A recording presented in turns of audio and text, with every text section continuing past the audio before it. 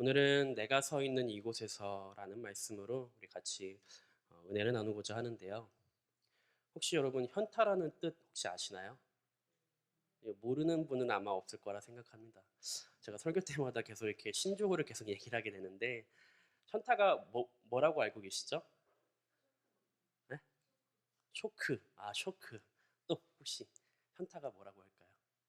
뜻은 잘 모르겠는데 어떨 때 쓰이는지는 아시죠? 현실 즉시, 현실 자각 타임이라고 합니다. 열심히 그 일에 몰두하고 모든 일이 끝났을 때, 아, 내가 뭐 했지? 라는 것을 우리가 보통 현타라고 이야기를 하죠. 자, 그런데 내가 왜 여기서 뭐 하고 있지? 내가 오늘 뭐 했지? 나 오늘 잘 살았나? 뭐 현타랑 좀 다른 의미이긴 하지만 오늘 하루 여러분의 삶은 어떠셨나요? 내가 왜 이곳에 있지? 나 왜 오늘 교회에 왔지? 라고 생각하시는 분은 없을 거라 생각합니다. 자, 그런데 이러한 내가 왜 여기 있지? 내가 오늘 뭐 했지? 라는 이 의미는요, 내가 여기서 어떻게 생각하느냐에 따라서 좀 더 근본적인 질문을 던질 수 있게 되어지는데요. 내가 여기 있는 이유, 이것은 내가 살아가는 이유의 근본적인 질문이 되기도 합니다. 내가 여기 있는 이유가 내가 살아가는 이유가 될 수 있다라는 거죠. 내가 무엇을 해야 되는지 주어진 역할에 대해서 이것이 자체가 질문이 될 수도 있습니다.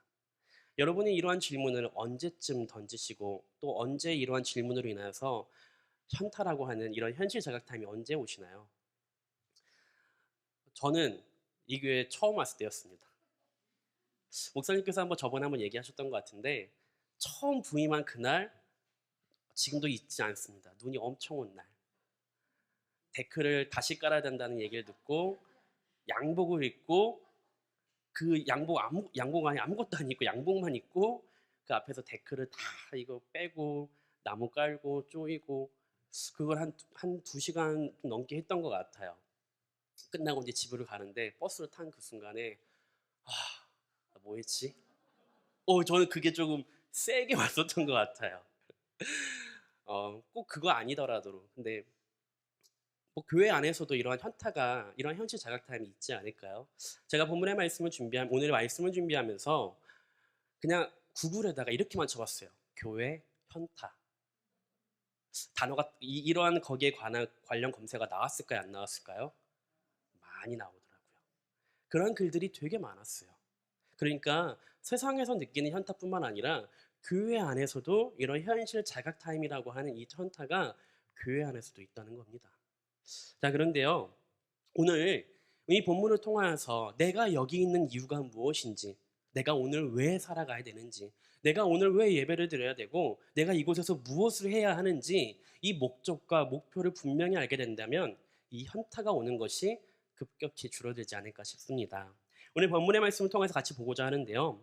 먼저 생각할 수 있는 것은 오늘 바울이 디모데에게 하나의 장소를 이야기해 주면서 너는 여기서 머물고 그리고 그것을 해야 할 일에 대해서 말씀해 주고 있습니다. 지금 디모데에게 여기는 에베소입니다. 바울은 에베소 교회를 위하여서 참 열심으로 사역을 하였고 그 에베소 교회 성도들을 위하여서 참 많은 일들을 감당했던 사도이기도 했습니다. 바울은 이 디모데에게 권하면서 에베소에 머물러라고 이야기를 하죠. 근데 이 바울이 디모데에게 이 에베소에 머물라고 한 이유를 간단하게 이야기하자면 오늘 본문의 말씀을 같이 한번 읽어보자 하겠는데요. 우리 3절, 4절, 3절, 4절 같이 한번 읽어볼까요? 시작.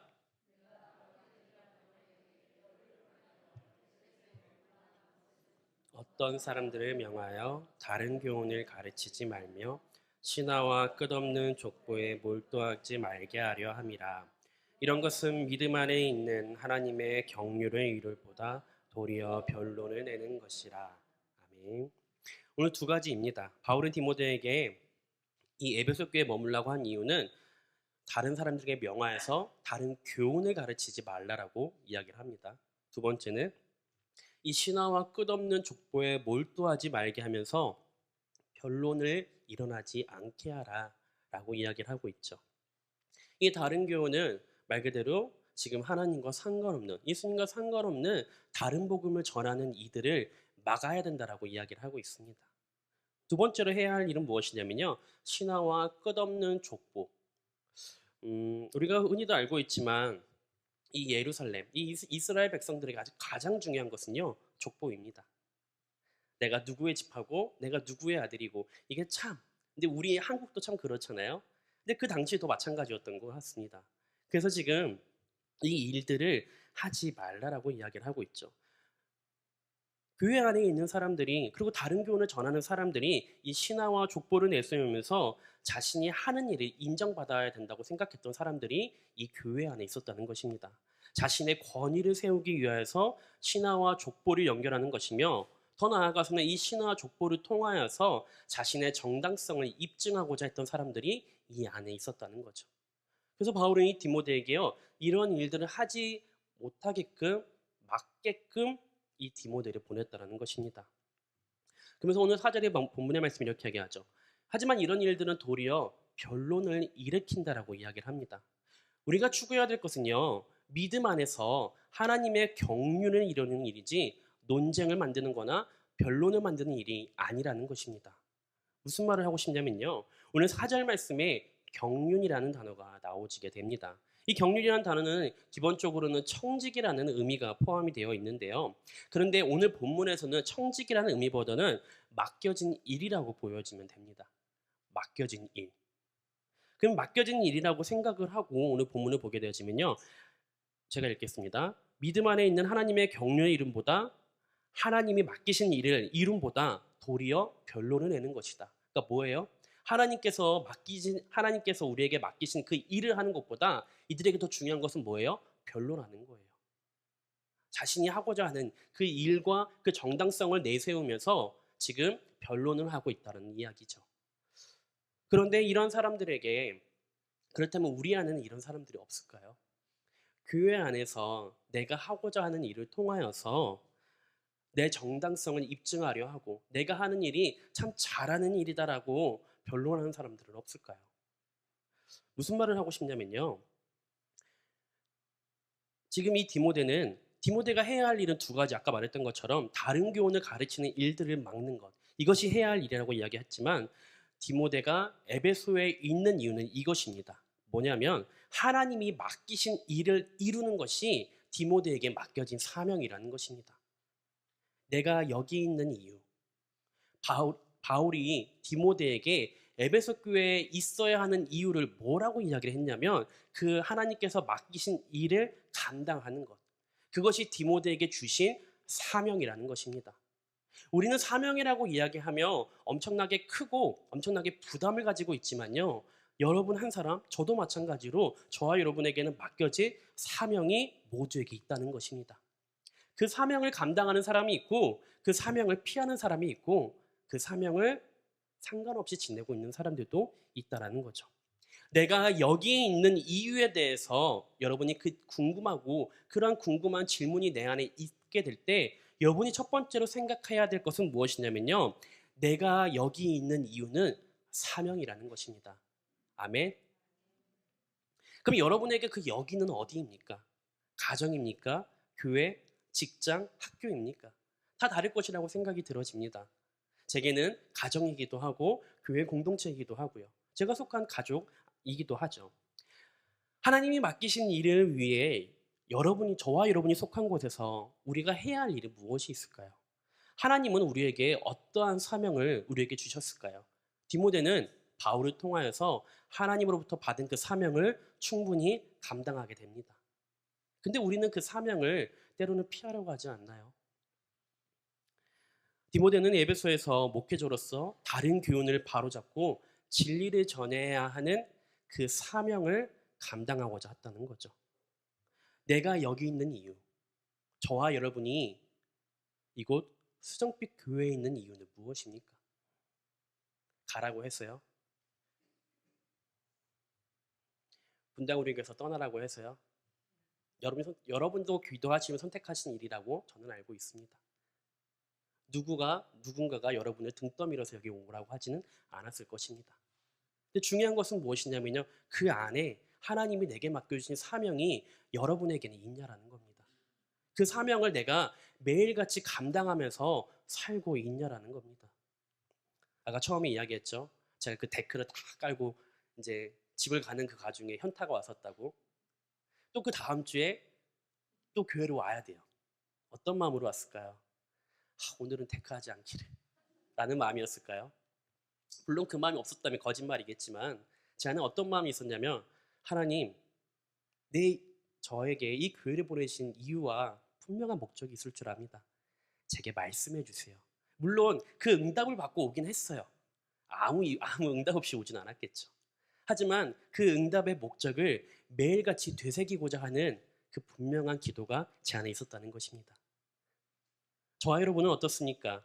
오늘 하루를 살아가면서 내가 이 수적빛 교회를 다니면서 내가 속한 공동체 안에서 하나님 내게 주신 사명이 무엇입니까? 하나님 내가 오늘 이 사명을 감당해야 할 이유가 무엇입니까? 라고 질문하며 살아가고 있습니까? 아니면 그냥 아무 생각 없이 살아가고 있습니까? 디모데가 이 에베소 교회를 위하여, 또 에베소 교회의 이 다른 교훈을 전하는 사람들을 위하여서 이 사람들을 막아내고자 함으로써 힘든 일이 없었을까요? 저는 있었을 거라 생각합니다. 하지만 바울은 분명하게 디모데에게 하나님이 주신 사명을 분명하게 전달하였고, 디모데는 그 사명을 무사히 완중히 잘 감당해냈습니다. 저와 여러분도 마찬가지인 줄 압니다. 매일의 삶 속에서 우리가 힘든 일을, 그리고 내가 왜 여기 있지라고 하는 그 질문을 매 순간순간 던질 때가 올 것이라고 생각합니다. 하지만 그때마다 생각해야 될 것은, 하나님, 내게 주신 사명이 무엇입니까? 하나님, 내가 이곳에 있는 이유가 무엇입니까? 이 질문을 먼저 던지시기 바랍니다. 현타를 먼저 느끼기 전에, 하나님, 내가 왜 이곳에, 내가 부르는 하나님이 부르신 그 자리에 내가 왜 있어야 합니까? 하나님, 내게 말씀해 주세요. 내가 다시 한번 깨닫게 해주세요. 라고 기도하는 저와 여러분 되시길 주님 여러분 축복합니다. 두 번째로는 바울은 디모데가 해야 할 일이 무엇인지를 알려주었고, 그 일을 어떻게 해야 하는지를 알려주게 됩니다. 그 일을 하는 목적에 대해서 분명히 하고자 하는 것이었죠. 5절 같이 한번 읽어볼까요? 5절 같이 읽겠습니다. 시작. 이 교훈의 목적은 청결한 마음과 선한 양심과 거짓이 없는 믿음에서 나오는 사랑이거늘. 아멘. 여기서 교훈의 목적이라고 하지만 쉬운 성경이나 우리말 성경으로 풀어게 되어지면, 이 교훈을 번역하게 되어지면 명령이라고 풀어지게 됩니다. 그러니까 명령의 목적이라고 우리가 해석을 할 수 있게 되는데요. 이 명령의 목적이 무엇이냐라고 물어보았을 때 바울은 사랑이라고 이야기를 합니다. 사랑이라고요. 이 명령의 목적은 청결한 마음과 선한 양심과 거짓이 없는 이 믿음을 세 가지를 이야기하면서 나오는 사랑이라고 이야기를 하죠. 내가 너에게 주는 이 목적이 무엇이냐, 내가 너에게 이 사명을 주는 목적이 무엇이냐라고 이야기를 한다면 바울은 사랑이라고 이야기를 합니다. 우리는 사랑이라는 목적으로 나에게 주어진 사명을 감당해야 합니다. 하나님 나를 부르셨으니까요. 맞죠? 모두 다 부르셨습니다. 하지만 그 안에 원초적인 질문에는 무엇이 있어야 되냐면, 그 안에 사랑이 있어야 한다는 것입니다. 이 사명을 감당하기 위해서는 오늘 본문의 말씀처럼 세 가지가 있어야 한다는 거죠. 다시 한번 본문의 말씀 다시 한번 띄워주시겠습니까? 5절의 말씀 다시 한번 읽어볼까요? 시작. 이 교훈의 목적은 청결한 마음과 선한 양심과 거짓이 없는 믿음에서 나오는 사랑이거늘. 청결한 마음은 무엇일까요? 죄짓지 아니하려는 그 마음이라고 이야기할 수 있습니다. 더 나아가서는 여기서 말한 것처럼 선한 양심, 하나님과 나와의 거리낌이 없는 그 양심에 대해서, 내 안에 이 죄짓지 아니하려는 그 마음 가운데, 이 양심 가운데, 더 나아가서는 거짓이 없는 믿음, 내가 예수님을 믿는다라고 말을 하지만서도 이 거짓이 없는 믿음이 내 안에 있는지 체크해야 한다는 것입니다. 그 거짓이 없는 믿음에서 나오는 마지막에 뭐라고요? 사랑이라고 이야기를 합니다. 이 교훈의 목적은요, 사랑이 내포되어 있어야 한다는 겁니다. 무슨 이야기를 하고 싶냐? 내가 왜 여기 있어야 합니까? 하나님 내게 주신 사명이 있기 때문에 나는 이 자리에 있습니다. 그렇다면 이것을 위하여서 어떠한 목적을 보고 이 사명을 감당해야 합니까? 사랑이라는 것입니다. 우리는 쉽게 경험할 수 있는 예로, 누군가가 주님을 위해 일한다고 하지만 결과적으로는 성도들은 그 일로 인하여서 어려움을 겪기도 합니다. 아까 제가 이야기했죠. 구글에서 구글링을 치니까 교회 현타 치니까 많이 나왔다고요. 전체적으로 다 보았을 때 그 중심에는 뭐가 있었냐면요, 사람이 하는 일을 통하여서 사랑이 없는 것을 보아서 그것이 현타가 왔었다라고 이야기하는 사람들이 많았습니다. 세상 사람들도 압니다. 교회는 사랑이라는 것을요. 교회 안에서 봉사 많이 합니다. 교회 내게 맡겨주신 그 사명을 감당하겠다, 그 자리에 불러주시고 그래서 감사하는 마음으로 나오신 분들 참으로 많죠. 하지만 그 일이 매주 매 순간순간 반복되면서 그 일이 내 안에서 그냥 일상적으로 살아가는 목적으로 생겨나게 되어질 때 그 안에 진정한 의미, 사랑이라는 그 단어가 내 안에서 없어지게 될 때 내가 하는 일 또한도 다른 사람에겐 상처 주는 일이 될 수 있다는 것입니다. 그렇다면 저와 여러분은 무엇이 있을까요? 교회 안에서 여러분이 각자의 자리에서 다락방의 순원으로서 또한 각 자리의 봉사로서 섬길 때 여러분이 생각해야 될 것은 무엇이냐면요. 저와 여러분은요. 내가 하는 일을 통하여서 혹여나 상처받고 있는 사람이 있지는 않은지 돌아봐야 합니다. 나는 잘하고 있어. 아니죠. 우리가 매 순간순간 기억해야 될 것은 무엇이냐면 나는 하나님이 내게 맡겨진 사명을 잘 감당한다고 하지만 오히려 나로 인해서 상처받고 떠나는 사람이 없는지 상처받는 사람이 없는지 돌아봐야 합니다. 그것이 교회가 해야 할 일 아니겠습니까? 교회 안에서 현타가 온다? 그것은 다른 사람으로 인해서 오는 것이기도 합니다. 물론 내 안에 믿음이 연약하라고 이야기할 수도 있지만요. 또 다른 말로 이야기하자면 믿음이 연약한 자가 나를 통해 상처를 받고 현타가 온다? 그건 돌아봐야 될 문제라고 저는 여겨지게 됩니다. 그렇다면 정말 이 사랑이 문제를 해결할 수 있을까요? 5절에 나오는 이 사랑이 삶의 목적이 되면 가능합니다. 아멘? 삶의 뭐가 되면 가능하다고요? 목적이 되면 가능합니다. 청결한 마음과 선한 양심과 거짓이 없는 믿음. 그냥 사랑이 아니라는 거예요. 이 사랑을 제대로 파악하려면 말씀을 잘 생각하고 이해해야 합니다. 마음과 양심과 믿음, 이 세 가지 덕목에서 나오는 사랑을 이야기하는 거예요. 그냥 사랑이 아니고요. 마음과 양심과 믿음에서 나오는 사랑이죠. 이 세 가지가 함께할 때 우리의 목적인 사랑이 되는 것입니다. 우리가 아무리 대단한 일을 한다 할지라도 그 안에 죄가 있다면 그 일은 다른 의도를 가지게 된다면 다른 사람을 속이고 있다면 아무리 어떤 일을 잘한다 할지라도 그 안에 목적이 다른 것이 내포되어 있고 포함이 되어 있다면요. 아무 의미가 없는 것입니다. 오히려 그래서 다른 사람을 지치게 하는 일이 될 수도 있고 어렵게 만드는 일이 될 수 있다는 것입니다. 이 에베소에 있던 이 거짓 교사들도 사랑이라는 목적에서 벗어나게 되어집니다.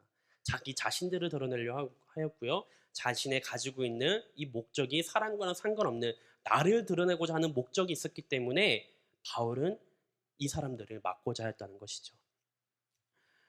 오늘 6절, 7절 우리 같이 한번 읽어볼까요? 6절, 7절 같이 읽겠습니다. 시작. 사람들이 이에서 벗어나 헛된 말에 빠져 율법의 선생이 되려 하나 자기가 말하는 것이나 자기가 확증하는 것도 깨닫지 못하는도다. 아멘. 사람들이 이에서 벗어나요. 무엇에서 벗어났어요? 사랑에서 벗어나요. 사람들이 사랑에서 벗어나 헛된 말에 빠져 율법의 선생이 되려 한대요. 무슨 말이에요?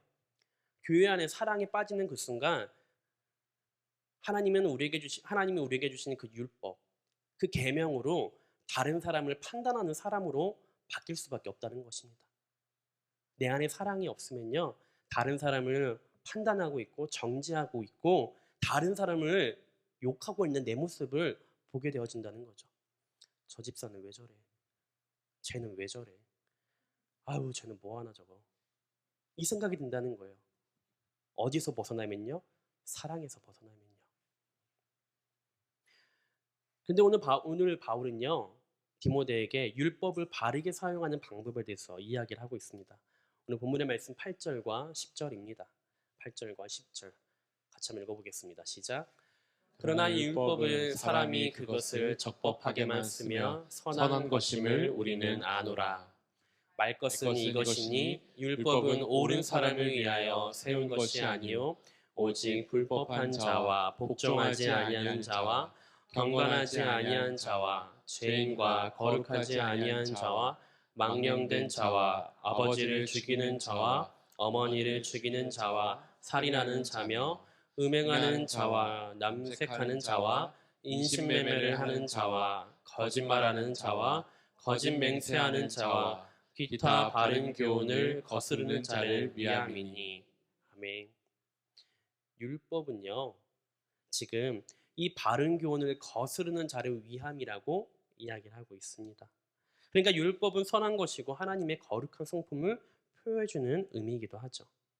하나님이 우리에게 율법을 주신 것은요, 우리가 하나님의 기준에서 얼마나 부족한지 깨닫고 오직 하나님의 은혜로만 구원받는 사실을 알려주고자 하는 것입니다. 그럼 뭐예요? 하나님의 목적이, 율법의 목적은 뭐예요? 내가 죄인임을 깨닫고 하나님의 은혜로만 구원받는 사실을 깨닫게 하고자 그 율법을 주셨다는 거예요. 그러니까 그 율법은 다른 사람을 판단하고 정죄하기 위해서 주셨다는 율법이 아니라는 겁니다. 근데 왜 그렇게 된다고요? 사랑이 벗어나게 되어지면요. 교회 안에서 사랑이 벗어나는 순간 아무 의미가 없어집니다. 다른 사람을 판단하고 정죄하는 죄인으로밖에 우리가 보여질 수밖에 없다는 것입니다. 이것이 하나님이 우리에게 주신 율법이 주신 목적이라는 것입니다. 율법은 우리를 그리스도께로 인도하는 초등교사라고 갈라디아에서 이야기를 하고 있죠. 몽학교사라고 이야기를 하고 있습니다.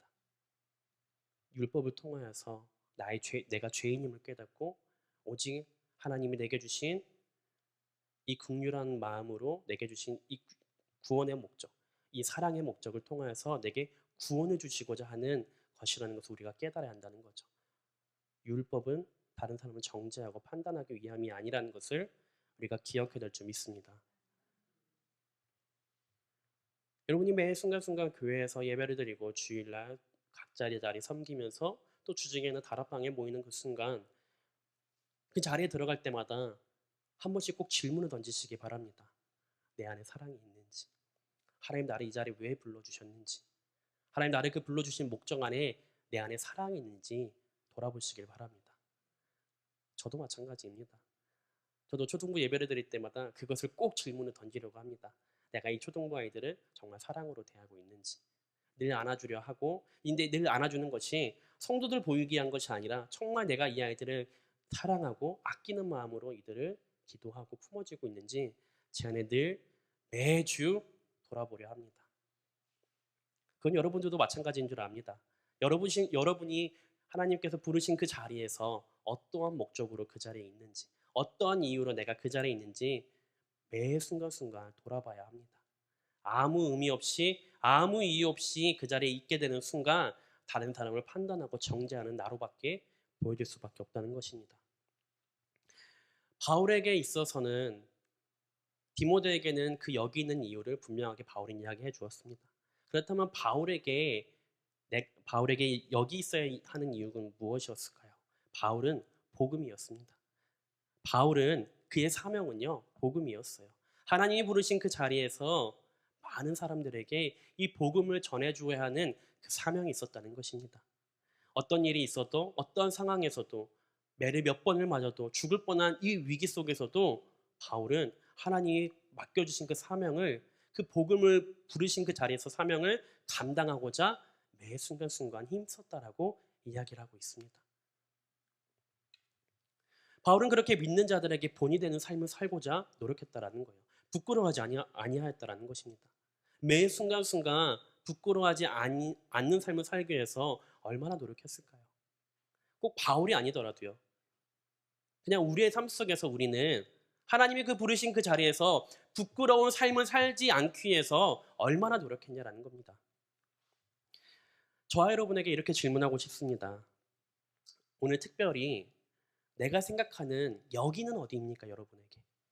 내가 서 있는 이곳이라고 이야기를 한 것처럼 내가 서 있는 이곳, 여러분에게 그 이곳은 어디입니까? 한번 잘 생각해 보시길 바랍니다. 가정이 될 수 있고요, 직장이 될 수 있고요, 학교가 될 수 있고 교회가 될 수 있습니다. 주님이 주신 사명을 감당하기 위해서 우선적으로 생각해야 될 것이 무엇이 있을까요? 생각해 보시길 바랍니다. 요즘 내가 가정에서 남편으로서, 아내로서, 배우자로서 그 역할을 잘하고 있는지, 소홀히 하고 있다면, 내가 배우자를 사랑으로 섬기지 못하고 있다면 그 이유가 무엇인지요. 하나님이 나를 그 자리에 두신 이유가 무엇인지 돌아보시길 바랍니다. 오늘 분명히 바울은 디모데에게 정확하게 이야기해 주었습니다. 있어야 할 그곳과 있어야 되는 이유를 분명하게 말씀해 주었습니다. 뭐예요? 있어야 될 이유는 사명이라고 이야기를 합니다. 그리고 있어야 되는 그 이유를 통하여서 그 목적이 뭐라고요? 사랑이라고 이야기를 합니다. 아무 이유 없이 아무 목적 없이 그 자리에 있게 되는 순간 나를 통하여 다른 사람이 힘들어질 수밖에 없습니다. 물론 우리가 주님께서 허락하신 이 사명을 감당하기 위해서는 피곤하고 지칠 수 있습니다. 육체적으로 지칠 수 있죠. 힘들 수 있죠. 하지만 그걸로 인하여서 내가 하나님이 내게 맡긴 사명을 잊게 되고 점점 하나님과 상관없는 삶을 살게 되는 순간 내 안에 신앙생활을 하면서 현타는요 매일같이 찾아올 거예요. 매일같이 찾아올 수밖에 없어요. 그 현타가 계속 반복이 되어지고 매 순간순간 찾아오게 되는 순간 하나님과 멀어질 수밖에 없습니다. 내가 왜 여기에 있어야 하지? 그 질문하기 전에 우리가 던져야 될 질문은요. 하나님, 나를 부르신 이유가 무엇인가요? 하나님, 나는 오늘도 사랑으로 이 자리에 있습니까? 이 질문을 먼저 던지는 저와 여러분 되시길 주님 이름으로 축복합니다. 주님 안에서 여러분은 저와 여러분의 행복을 느끼고 계십니까? 정말 느끼고 계세요? 참 대답하기 어렵죠. 내가 오늘도 행복으로 살아갔는지, 내가 오늘도 하나님이 부르신 그 자리에서 정말 기쁨으로 살아갔는지, 그 자리에서 아멘으로 답한다는 건 참 어려울 수도 있습니다. 요즘 정원에 이제 매일같이 물을 주고 있습니다. 이제 저와 이제 우영 목사님이랑 돌아가면서 이렇게 번갈아 물을 주고 있는데요. 처음에는 그 물을 주면서도 현타는 아니지만 이런 생각은 했어요. 아, 이 매일같이 물 줘야 되는구나. 되게 힘드네. 이 생각이 매일 들더라고요. 근데 어느 순간 이렇게 잘 자라는 모습 보니까요. 되게 기쁘더라고요. 참 감사하고. 나 별로 많이 관심을 안 기울이는 것 같은데 물론 여러분 성도분들이 다 하고 계시니까 그런 생각도 들긴 했지만 이런 생각이 들더라고요. 아, 하나님께서 이렇게 물 주시면서 나를 보면서 하나님은 나를 보면 기특해 하실까? 하나님 나를 이곳에 불러주셨는데 하나님이 나를 보시면서 정말 어여쁘다고 정말 잘하고 있다라고 말씀해 주실까? 그 의문이 들었습니다. 그러면서 이제 하늘을 보면서 이렇게 기도를 했죠. 하나님, 저 잘하고 있나요? 그 질문을 솔직하게 말하면 매일같이 던지고 있어요. 저 요즘 잘하고 있나요? 답은 없어요. 근데 기도하면서 그 질문을 던지면서 계속 기도해요. 하나님, 내가 오늘도 잘하고 있습니까? 하나님, 내가 오늘도 하나님 안에서 승리하는 삶을 살고 있습니까? 근데 제가 하는 모습이나 행동을 보면 알아요. 제가 잘하고 있는지 잘하고 있지 않는지. 매 순간순간 매일매일 싸웁니다. 여러분들도 마찬가지인 줄 압니다. 매일같이 싸울 거예요. 그때마다 질문을 던지세요. 하나님, 정말 제가 잘하고 있나요? 제가 오늘도 승리했나요? 저를 부르신 그 목적 가운데 제가 잘 쓰임받고 있나요? 제가 오늘도 그 사랑으로 하나님을 잘 섬기고 다른 사람을 잘 베풀고 잘 살고 있나요? 나로 인하여서 혹시 힘든 사람은 없나요? 이 질문을 매일같이 던지시길 바랍니다. 그러면서 하나님께 묻고 구하고 따지며 달려나가는 저와 여러분 되시길 주님의 이름으로 축복합니다.